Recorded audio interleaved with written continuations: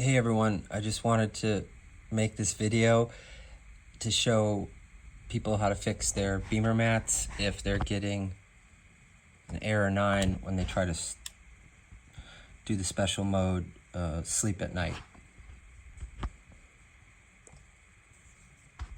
So in trying to discover the root cause of the problem, I took a pair of scissors and opened the Bemer mat, and you can see, it's got these different coils in here for the pulse electromagnetic field.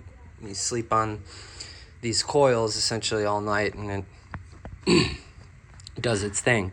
Well, this is the problem right here. These two wires broke from these coils down near your feet to the upper ones. So I think if I reattach these two wires, it should work fine. The other thing I had to do was some of these coils were, just because I sleep on this every night, they were folded over. So I'll fix the wire and see what happens. Stripped and reattach the wires. I'll solder them after this test to see if it works.